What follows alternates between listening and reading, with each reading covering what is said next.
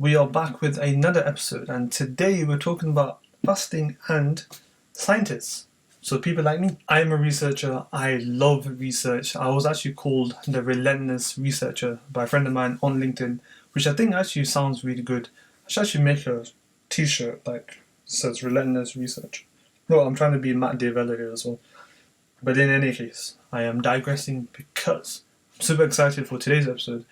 I want to share some of the kind of leading scientists and those researchers who have kind of dedicated their life's work to some form of fasting and fasting related research. So, as I did with the signposting for TV doctors, better signposting for nutritionists, why not share some kind of signposting to point you in the right direction from very interesting and very influential people in the world of researching about intermittent fasting, time restricted fasting, all sorts of fasting. But you're probably wondering, hold up, we know fasting is actually really useful. You mentioned some really good points. Why do we need to keep researching it? And this is actually something I thought about many years ago, and I realized that this is when I was actually going into research, that there is always so much more that we can learn. There is always more that we can uncover. And within the whole notion of fasting, it's looking at how, let's say for argument's sake, there's many other conditions that come around that are not well understood, not well investigated. As many times they're looking at treatments and therapeutic options and preventive strategies, many people will be researching how does fasting play a role in this condition, this type of syndrome, this type of ailment, and see how does fasting alter the body's biochemistry, body chemistry, immunology, endocrinology, so our hormones, to try and circumvent or prevent a person developing symptoms or issues related to condition. The other argument is, what about fasting in different populations? There are many people who have a very different genetic makeup to somebody else, not just male or female, but even from where you were born, your climate, your environment. How does fasting affect you? So if you put two people, one from one side of the planet, one from another side of the planet, give them the same fasting schedule, they will behave differently. And if two people have the same condition, but also in different populations, how does fasting affect them? So there's all number of kind of parameters and variables that are still yet to be questioned. Even with the whole notion of aging, a lot of people are looking at fasting and to prevent kind of cellular aging. So the cells becoming quite old and worn out because of oxidative stress. Many people are looking at different optimized strategies, different windows, what combination of foods to eat with fasting. And this is all related to researching. So there is definitely more to uncover, more to look at. So I just wanted just to share a few. Again, this is not an exhaustive list. There are, I believe, many more, and I apologize if I've not included them, which you may know of. If you do, let me know in the comments. But these are some who I've come across in recent years, come across recently as well, and are quite on some of the big names in related to intermittent fasting and the research related to it. So I'll just whip you over to my screen.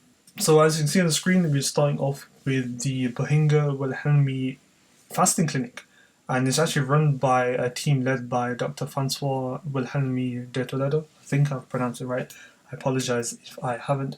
And I was fascinated with this because they actually looked at probably one of the biggest studies in terms of cohort of subjects that I've ever seen, especially with this level of testing.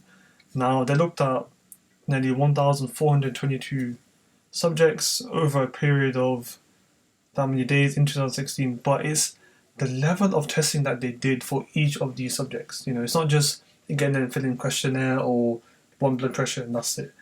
It was exhaustive, and it's an incredible paper that I yet to read properly, and I hope to do so, and maybe even put a video together about it. But this was the name to this institute, this lead scientist, or key name to potentially check out. I would suggest, and this is just some of the kind of studies that results that they found, and I was fascinated with what they were able to put together. So definitely do check them out. I actually do think they are quite incredible. The institute and what she has put together is remarkable, and definitely check them out, and I will do so as well in more detail. So next on the list is Professor Walter Longo. Now I've come across this a lot when I was doing my research in angiogenesis related to my PhD, because I was just fascinated with the whole notion of aging, oncology. As you can see, he's related to cancer programs and molecular oncology, but he's a professor in gerontology, which is the term about the different facets related to aging.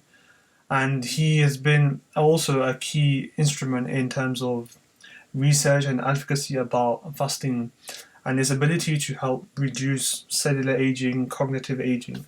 So this is his website, and I believe he has tons of books, research. Again, we've got a book here about health and disease, and I can probably guess some form of fasting will be related into it.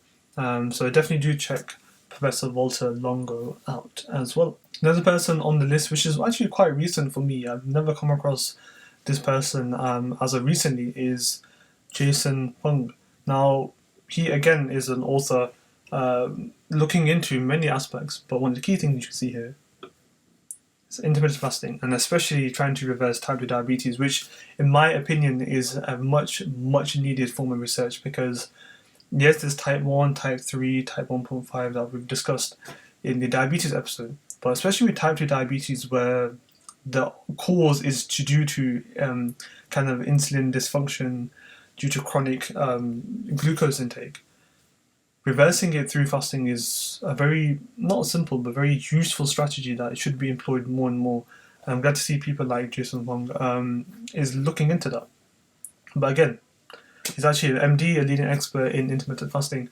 And yes, there's a lot of books, which is great, but I think it's also a person who's focused on looking into this kind of reversal of type 2 diabetes, via the use of fasting. So I'll definitely check him out as well, and I might even look into some of his books, especially this complete guide to fasting, which looks quite interesting. Now, a very important person is Mark Matson. Now, I don't think he has his own website, which is a shame, because this person definitely well and truly does warrant one, because the amount of research that he's done, again, in that space of aging. And you can see here on Wikipedia, there's a lot of research in intermittent fasting, and he actually has a few books, which if I can find. I couldn't because there weren't books, there were a few research articles, and I'll put them in the description box below.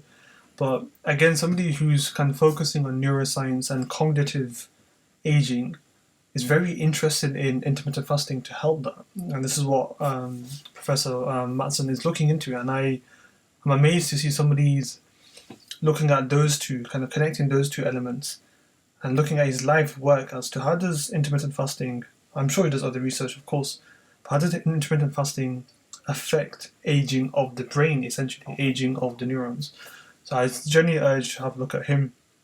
Again, like I said, I've put some articles of his in the description box below.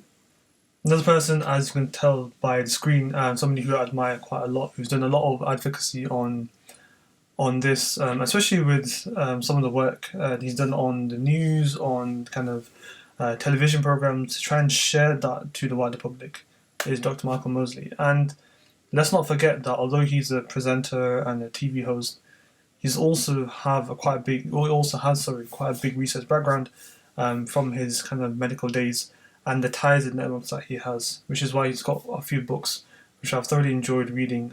So definitely check him out, definitely check the books, and especially the series. I mentioned it in the TV Doctors episode, but I do think he's warranted as a scientist to some degree, even in this category as well.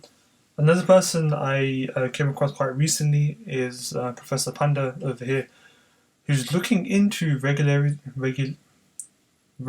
biology, which was quite a mouthful to try and say. Took a few takes to say regulatory biology. But I'm fascinated to look into how he's looking at what we call circadian rhythms, so kind of normal rhythms within the body, and how fasting can help to regulate those where possible. So I do believe some of his research is looking into that, and again linking the brain, which is quite interesting. Some of his publications are here. Again, all of these links are in the description box below. But look, 2021, time-restricted eating improves quality of life in overweight humans. Published in a quite respectable journal as well. And again, time restricted eating, essentially fast. So I genuinely urge to check him out also, and I'll be looking into some of his research as well, because it's nice to see again another professor dedicated looking at some components of fasting for some measurable change in the body, and in this case, whether it's improving quality of life, whether it's improving cognitive function, and with him, it's looking at regulatory biology. So I'm sure he has all manner of parameters that he wants to check in his research. Just to go a bit further down while we are here, we've got clinical trial of fasting in patients with metabolic syndrome. So I'm actually quite interested to see that. It's got a lot of papers in nutrients, which is amazing. Again, I'm fascinated to see what you think as well. So let me know in the comment section below. Check out me on Instagram if you haven't followed me on Instagram yet. Again, looking at metabolic syndrome. So I know I will end up being here for like hours, so I'll move on to the next person. I believe it's the final person as well. And somebody a bit closer to home. I don't know why this website isn't behaving properly, but Dr. Adam Collins, who's a teaching fellow in nutrition at the University of Surrey, so in the UK, looks into, again, different aspects of nutrition, metabolic health, as you can see here, intermittent fasting. And the reason why I brought him up because he's somebody in a university closer to home that I may hopefully visit one day and may even have a chat with him potentially. So when he came across when I was doing my research, I thought, okay, he's somebody I could potentially meet and even have a nice chat, because you know me, I can talk about research for hours. He's actually even developed a private nutrition consultancy, which is interesting. So that's just a few people who have kind of dedicated part, if not most of their work on the components of fasting against some kind of variable in the body. And I think they do warrant having a little surf and investigation to see what they come up with, because I've enjoyed seeing them progress, especially some of the new ones who have not actually had the chance to go in depth but know of their kind of progressions. So I just wanted to share and kind of signpost you to some really cool scientists, in my opinion. And let me know what you think. Let me know what you think about their work, who they are, and what's fascinated with you. Because I'd love to have a conversation with you about your thoughts on them as well, and especially other people you think who will warrant sharing in the limelight as well because of the work that they've done. Let me know, because I might have missed a few people, and I would love to see what you think as well. But in any case, I'll let you crack on. Check out the links in the description box. Do subscribe if you can. That'll be super helpful for me and the channel. And hope to see you in another episode. Take care.